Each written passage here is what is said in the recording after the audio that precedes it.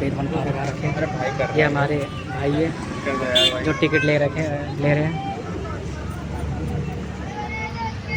अरे मुझे कर देना।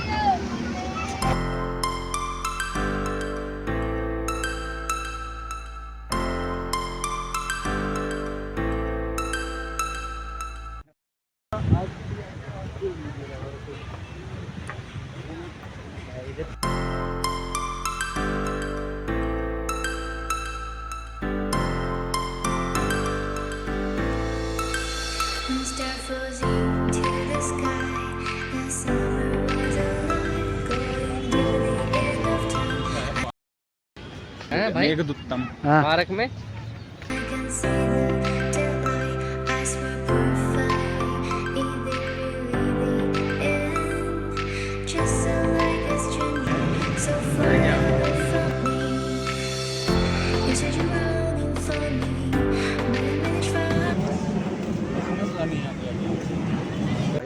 भाई कंटेंट कॉपी हो रहा है, लोग कह रहे हैं बैठने को। वीडियो बनाना पड़ेगा यार। Reaction boy. जय हनुमान ज्ञान गुण सागर, जय कपिल सित लोक उजागर, रामदूत अतुलित बंदाम। साउंड कम हो गया, तेज होना चाहिए साउंड।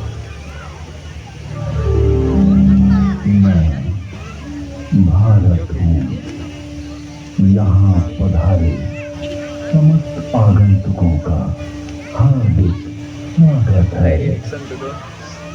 भारत में आदिकाल की विलुप्त हो रही ऋषि परंपरा का पुनरुत्थान की गाथा ये ध्वनि से प्रारंभ करने की चेष्टा की गई है।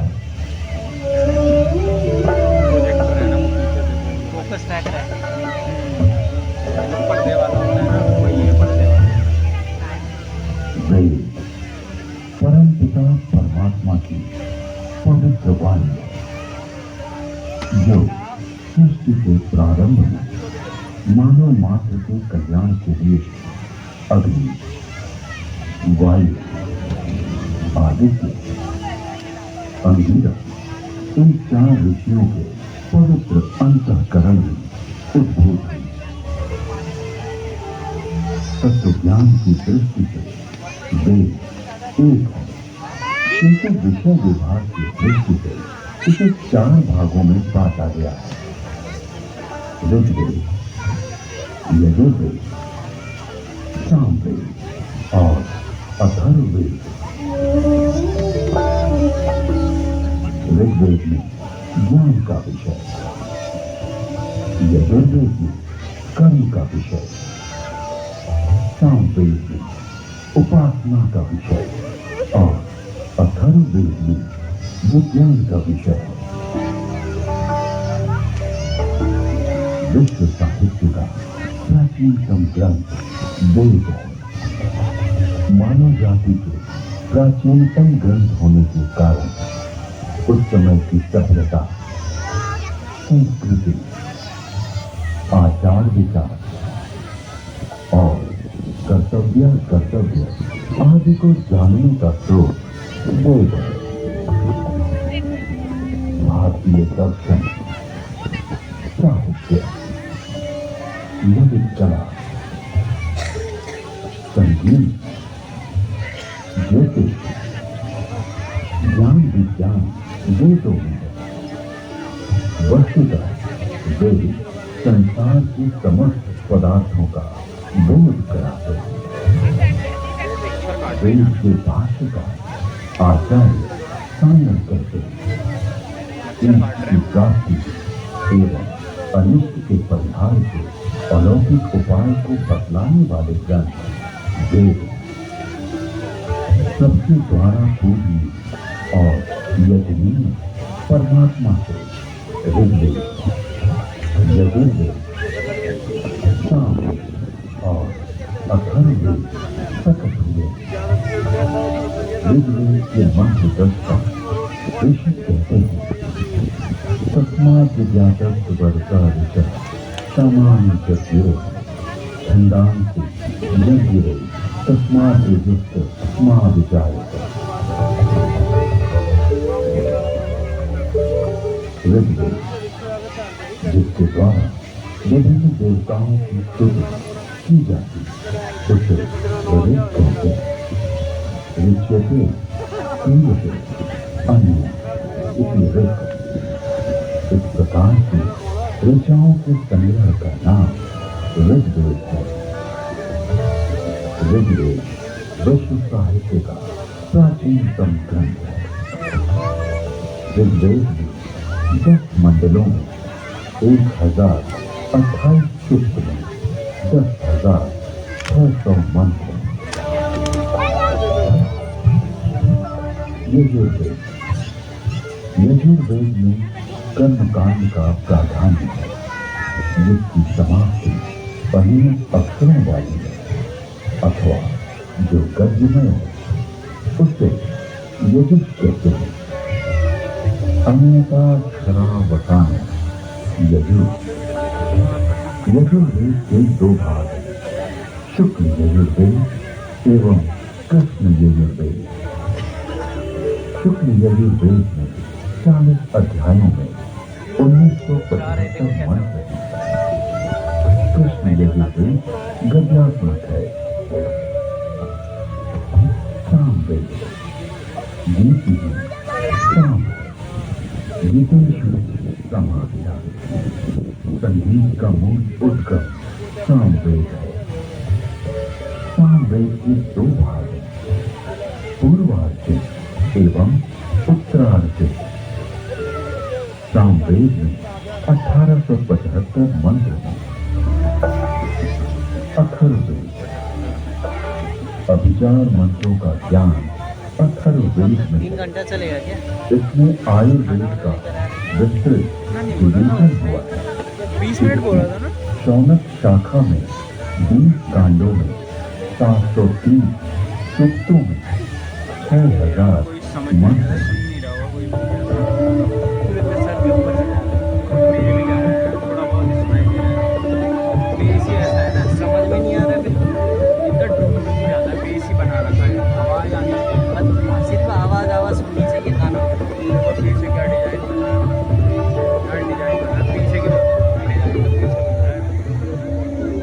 प्राचीन काल में श्रुति परंपरा से अक्षुण रहे।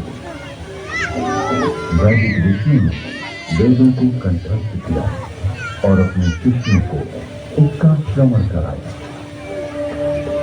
शिष्यों ने सुनकर वेदों को कंठस्थ किया और उन्होंने अपने शिष्यों को सुनाकर कंठस्थ कराया। इस प्रकार श्रुति परंपरा से वेद अक्षुण बने रहे। वेदों में किसी भी प्रकार की मिलावट न हो सके, इसके लिए वैदिक ऋषियों ने विस्तृत पाठों का निर्माण किया। वेदों में मंत्र ऋषियों का उल्लेख है, जिन्होंने मंत्रों का साक्षात्कार किया। इस परंपरा में सप्त ऋषियों का विशेष महत्व बतलाया गया है। सप्त ऋषियों का वैशिष्ट उपनिषद एवं पुराणों में मिलता है। ये 7 ऋषि वशिष्ठ, विश्वामित्र, जमदग्नि, भारद्वाज, अत्रि, गौतम, अगस्त्य। वेदों में अनेक ऋषिकाओं का भी उल्लेख है। इन ऋषियों की परंपरा का अनुपालन करने वाले ऋषियों ने भी इन्हीं नामों को धारण किया।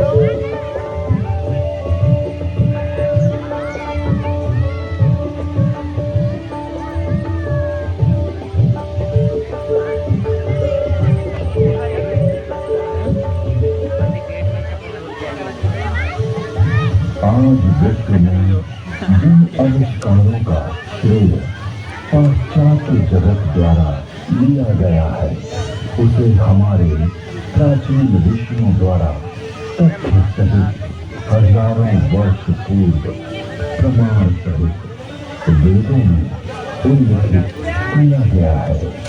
जैसे अगस्त्य संहिता में विद्युत उत्पादन के सूत्र मिलते हैं।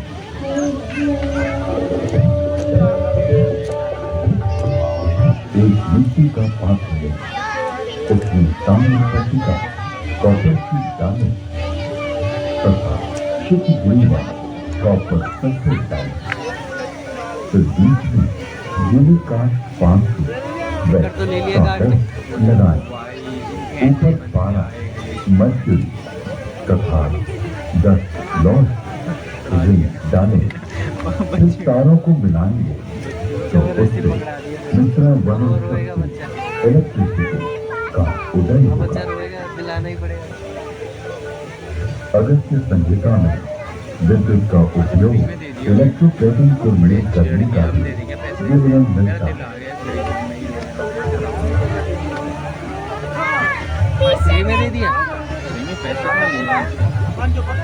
अतः अगस्त्य को कुंभोदय बैटरी बॉम्ब भी कहते हैं।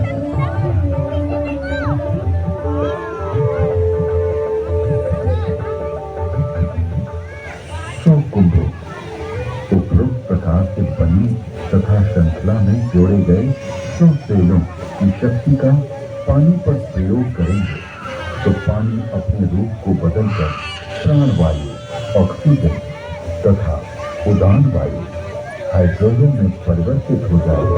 साइंस पढ़ा रहे हैं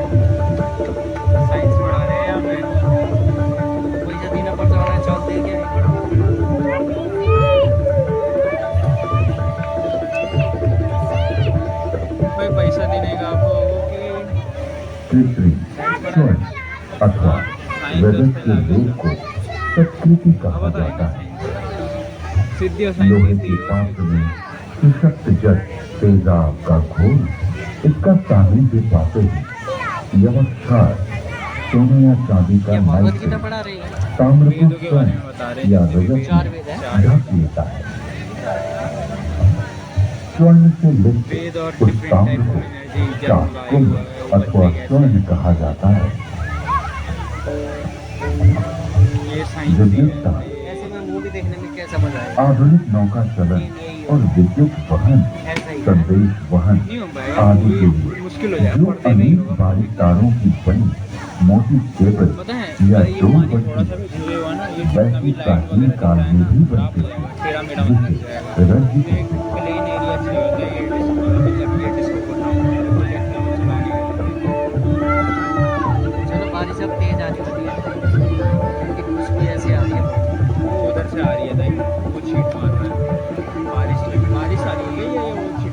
नौ तारों का सूत्र बनता है। 9 सूत्रों का एक गुण, 9 गुणों का एक पाठ, 9 पाठों से एक रश्मि और 9, 8, 7 या 6 रज्जु रश्मि मिलाकर एक रज्जु बनती है।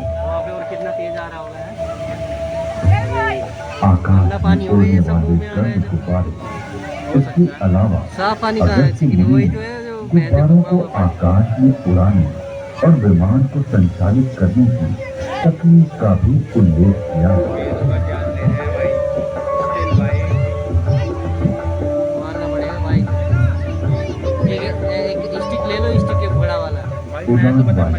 हाइड्रोजन को वायु प्रतिबंधक वस्तु में रोका जाए तो यह विमान विद्या में काम आता है।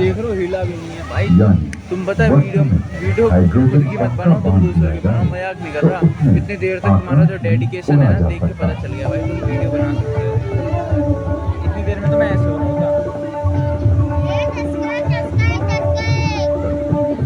क्या है बेटा ये? सही ले रहे हो क्या? तो जो नीचे लिया था उन्होंने पैसे दिया था? ले रहे हो क्या दक्षिण के लिए? दक्षिण के लिए ले जाता है यार, बट इसमें वो नहीं है। विमान वायु पर उसी तरह चलता है हट जाएगा ये कितने देर में? नाव चलती है। तत्पश्चात उन बाबू हटो, गुब्बारों बाबू हटो, पहले तुम दूर हटो, इधर को आ जाओ। बाबू थोड़ा इधर हो जाओ, वीडियो बना रहे हैं भैया। भी कहा गया है क्योंकि वह बड़ा लचीला होता है। वायु पुनः वस्त्र प्राचीन काल में ऐसा वस्त्र बनता था जिसमें वायु भरी जा सकती है। इस वस्त्र को बनाने की निम्न विधि अगस्त्य संहिता में है।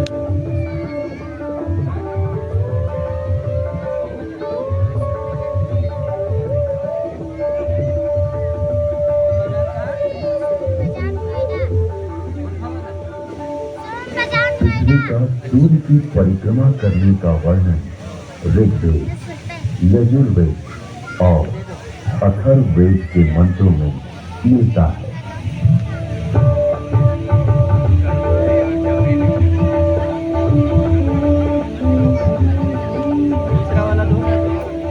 यह पृथ्वी भूमि की है। अपनी माता अंतरिक्ष के सामने रखते हुए सूर्य की पिता की परिक्रमा करती है।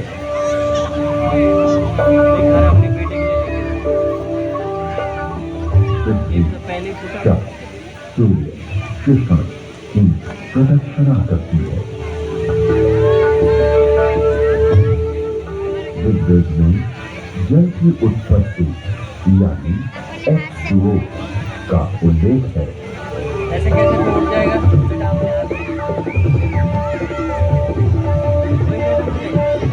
जल की प्राप्ति के लिए मैं पवित्र ऊर्जा, एनर्जी वाले मित्र, ऑक्सीजन और दोषों को नष्ट करने वाले वरुण, हाइड्रोजन को ग्रहण करता हूँ। तुम हाथ में ऐसे लेके यजुर्वेद में सूर्य में गिरेगा तो उच्च जल तत्व यानी हीलियम का संकेत किया गया है।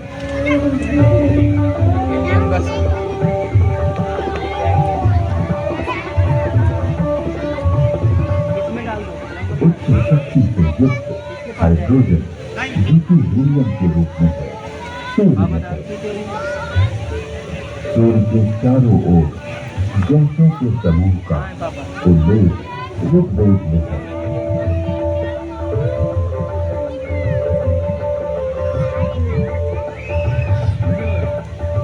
ऋग्वेद में भी सूर्य की गति और प्रकाशक होने का वर्णन है।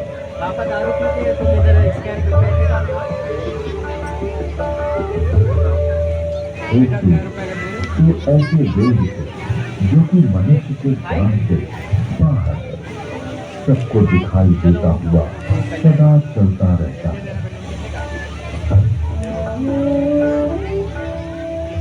विश्व के प्रथम वैज्ञानिक अथर्वा ऋषि के अनेक आविष्कार का उल्लेख वेद में प्राप्त होता है।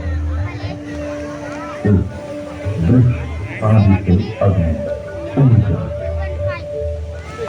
अथर्वा ऋषि में मंथन, घर्षण, फ्रिक्शन से ऊर्जा उत्पन्न हुई।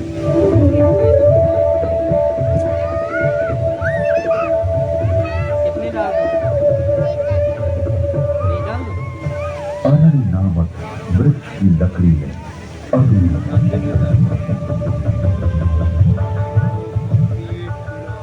तो पत्थरों की रगड़ से अग्नि उत्पन्न होती है। जल मंथन से अग्नि, हाइड्रो इलेक्ट्रिक, हाइडल, तालाब के जल से मंथन, फ्रिक्शन के द्वारा फटेगा तो नहीं यार ये?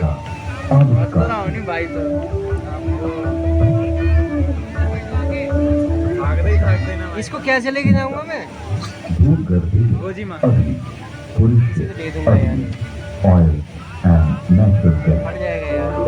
अथर्ववेद में सूर्य से पदार्थों के प्रकाशित होने अर्थात वर्ण, कलर प्राप्त होने का वर्णन है।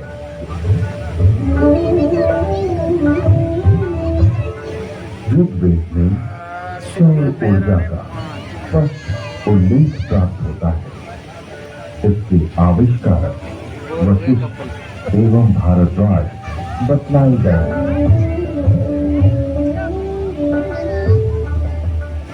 पूरे ही लेके चलोगे क्या?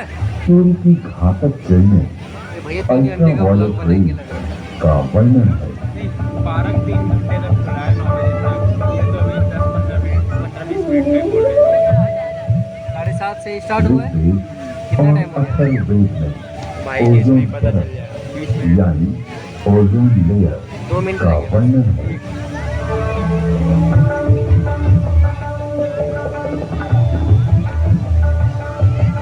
डेली 20 मिनट चलता है डेली? 20 रुपए भी तो लेते हैं 20 मिनट का। जिस प्रकार गर्भस्थ शिशु की रक्षा के लिए एक मिनट का जान से झिल्ली परत में ब्रेन होती है, जा रहे हो उसी प्रकार पृथ्वी रूपी कस को चल शिशु रहा, की जा रहे हो। रक्षा के लिए परमात्मा ने इस महज एक ओजोन परत की रचना की है। ये थोड़े स्थूल रूप वाला है। इसका स्वरूप स्वर्ण के समान दिव्य आभामय है।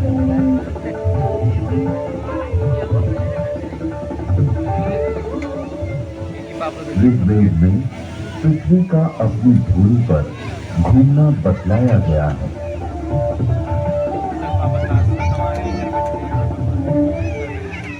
पृथ्वी की 7 परतों यानी स्ट्रेटा का उल्लेख ऋग्वेद में है। वेदों में पर्यावरण के संघटक तत्वों का निरूपण अनेक स्थानों पर किया गया है। हमारे पापा भी देखेंगे ना। वायु और क्या औषधि वनस्पति हम कुछ ये नहीं चले तीनों भूमि बोलेंगे को मेरे पास। घेरे हुए हैं क्या और मानव मात्र को ऐसे बोलते हैं, प्रसन्नता कुछ देते देंगे हैं। ना ऐसे यूनिक। अतः इन्हें पापा की याद आती है। खंड कहा गया। अरे इनके नाम और रूप अनेक हैं। ऐसे अतः बोलते हैं। इन्हें स्वरूप बड़े लोग कहा होते गया। हैं, नानी होगी ना, मेरी लोक नानी आ को जाएगी। अब मम्मी ये पापा तो तत्व यही रहेगा। जीवन रक्षा के लिए किए गए।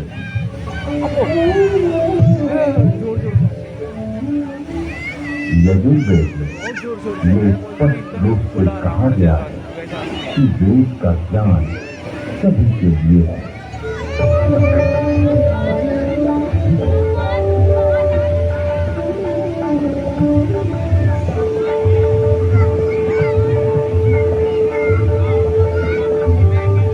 मैंने कल्याणकारिणी वेदों की वाणी ब्राह्मण, क्षत्रिय,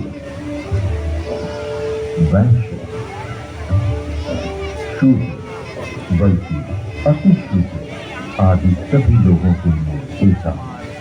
इसलिए अपने बीच किसी को भी असमान न समझो, किंतु सभी विद्वानों से प्रिय बनने और सभी लोगों को दान देने का यत्न करो और सदा सभी की समृद्धि की कामना करो।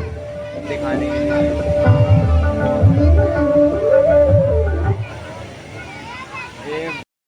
तो गाइस मैं आ गया हूँ घर पे। अब मैं करूँगा एडिटिंग। आई होप आपको ब्लॉग पसंद आया होगा। ब्लॉग पसंद आया तो लाइक कर देना, चैनल को सब्सक्राइब कर देना। मिलते हैं नेक्स्ट ब्लॉग पर। Thank you for watching. तब तक के लिए बाय बाय।